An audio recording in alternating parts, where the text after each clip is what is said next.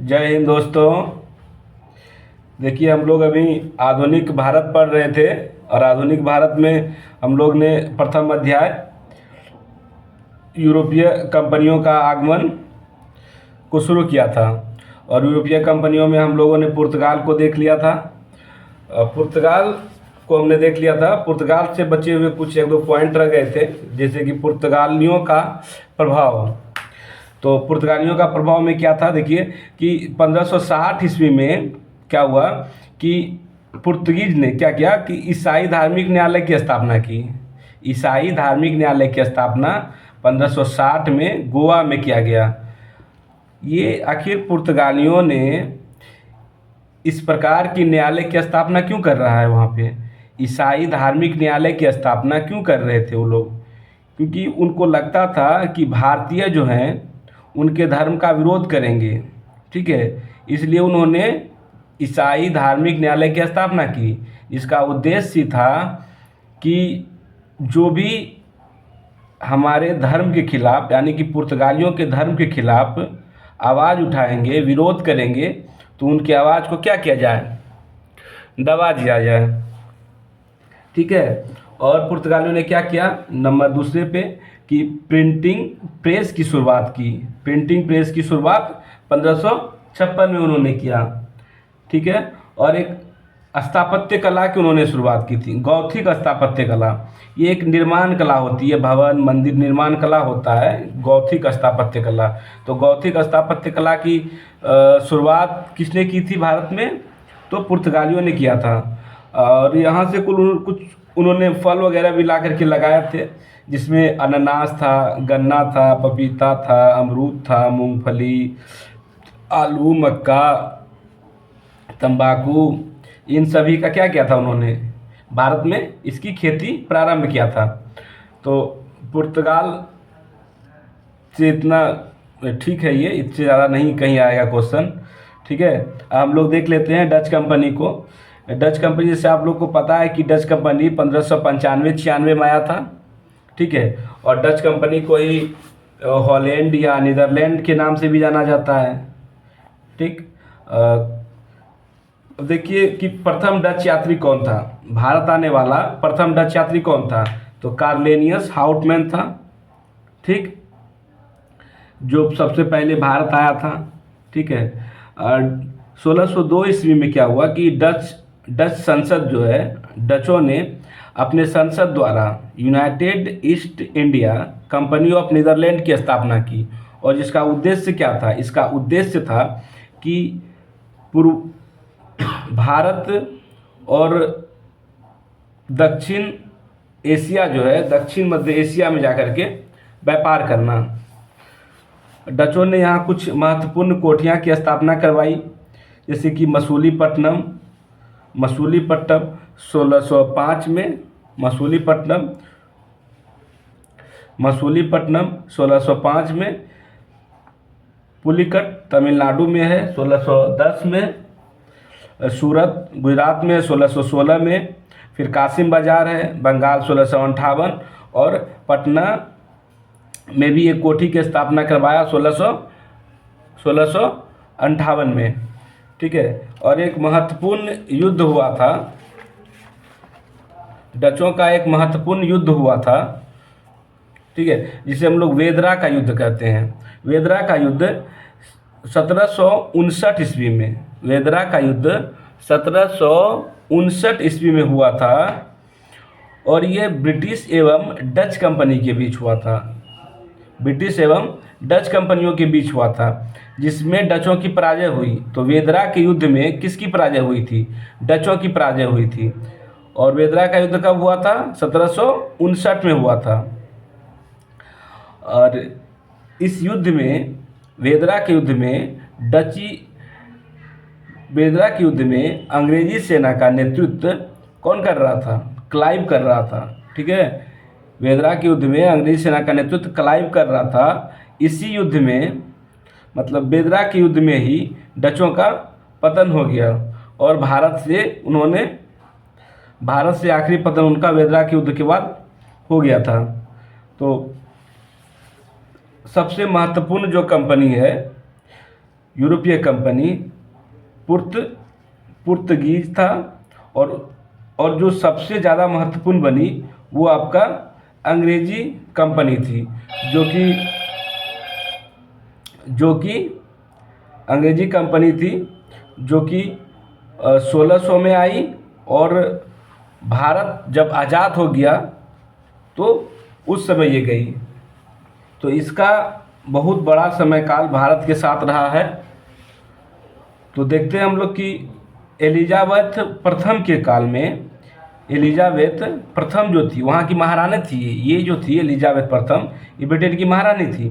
तो एलिजाबेथ प्रथम के द्वारा अंग्रेजी कंपनियों की स्थापना कब किया गया? तो 31 दिसंबर 1600 ईस्वी में, 31 दिसंबर 1600 ईस्वी को अंग्रेजी कंपनी की स्थापना की गई, जिसका उद्देश्य क्या था? पूर्वी देशों में व्यापार को बढ़ावा देना। इसका उद्देश्य था कि पूर्वी देश में व्यापार को बढ़ावा देना। ठीक है। महारानी एलिजाबेथ द्वारा कंपनी को 15 वर्ष के लिए, कितने वर्षों के लिए? महारानी एलिजाबेथ ने कंपनी को, ब्रिटिश ईस्ट इंडिया कंपनी को 15 वर्ष के लिए पूर्वी देशों में व्यापार की अनुमति प्रदान की। और इस कंपनी को सुचारू रूप से चलाने के लिए, ब्रिटिश ईस्ट इंडिया कंपनी को सुचारू रूप से चलाने के लिए कोर्ट ऑफ डायरेक्टर्स का गठन किया गया, जिसमें 26 सदस्यों का एक ग्रुप बनाया गया था। 26 सदस्य थे कोर्ट ऑफ डायरेक्टर्स में। एक क्वेश्चन पूछता है कि समुद्री मार्ग से भारत की यात्रा करने वाला पहला अंग्रेज यात्री कौन था? तो कैप्टन हॉकिंस। ठीक है, पहला अंग्रेज यात्री कैप्टन हॉकिंस था, जो 1608 में भारत आया था। और अगर सिर्फ क्वेश्चन पूछे कि भारत आने वाला पहला अंग्रेज यात्री तो कौन था, तो ये हॉल था। पहला अंग्रेज यात्री हॉल था, लेकिन पहला समुद्री मार्ग से भारत आने वाला अंग्रेज यात्री कैप्टन हॉकिंस था, जो 1608 में भारत आया था। कब आया था? 1608 में आया था। ठीक है, देखिए कैप्टन हॉकिंस जो था वो जेम्स प्रथम का राजदूत था। जेम्स प्रथम इंग्लैंड का राजा था, और उसका राजदूत कैप्टन हॉकिंस 1608 में वो उसको अकबर का फरमान लेकर के, अकबर जो मुगल साम्राज्य का राजा था भारत में, अकबर उसका फरमान लेकर के कैप्टन हॉकिंस 1608 में यहाँ आया। लेकिन जब वो यहाँ आया और अपना फरमान पढ़कर सुनाया तो जहांगीर गद्दी पे बैठा था। जहांगीर यहाँ के गद्दी पर बैठा था, क्योंकि अकबर 1605 में ही उसकी मृत्यु हो चुकी थी, और उसका जो पुत्र था, उत्तराधिकारी था जहांगीर, वो मुगल साम्राज्य की गद्दी पर विराजमान था। और अकबर का जो फरमान था वो जहांगीर को सुनाया गया। ठीक है, कैप्टन हॉकिंस जो था वो एक विद्वान आदमी था। वो अंग्रेजी, तुर्की, फारसी भाषाओं का विद्वान था। ठीक है, और वो जब कैप्टन हॉकिंस जब मुग़ल दरबार में आया तो उसने जहांगीर से फारसी भाषा में वार्तालाप किया, जिससे जहांगीर मुग़ल बादशाह प्रभावित हुआ और खान की उपाधि, याद रखिएगा क्वेश्चन पूछता है, कैप्टन हॉकिंस को खान की उपाधि किसने दिया था? जहांगीर ने दिया था। ठीक है, और कैप्टन हॉकिंस को खान की उपाधि के साथ साथ 400 का मनसब भी प्रदान किया। ठीक है, हालांकि व्यापारिक मुद्दों को लेकर कैप्टन हॉकिंस जो है वो जहांगीर को ज़्यादा प्रभावित नहीं कर सका, लेकिन 1608 में एक फैक्ट्री बनाने की अनुमति जहांगीर ने प्रदान किया था, लेकिन वो 1608 में बन नहीं पाया। वो 1609 1613 में बना, 1613 में बना। तो 1608 में पहली फैक्ट्री बनाने का आदेश जहांगीर ने जारी कर दिया था, लेकिन 1613 में बना। हालांकि अंग्रेजों की निर्मित प्रथम फैक्ट्री अगर पूछे, हालांकि अंग्रेजों की निर्मित प्रथम फैक्ट्री मसूलीपट्टनम में 1611 में तैयार हुआ था। जैसे कि पहला फैक्ट्री बनाने का आदेश तो 1608 में मिल गया सूरत में, लेकिन वो बन नहीं पाया। बना कब? 1613 में। उसी के बीच में 1611 में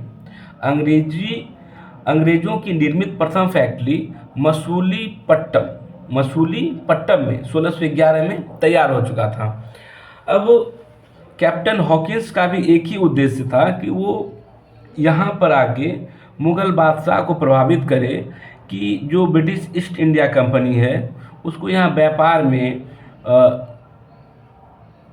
व्यापार में सहूलियत दिया जाए, जिससे उसे ज़्यादा से ज़्यादा क्या हो, रियायत दिया जाए, जिससे उसको मुनाफा हो सके।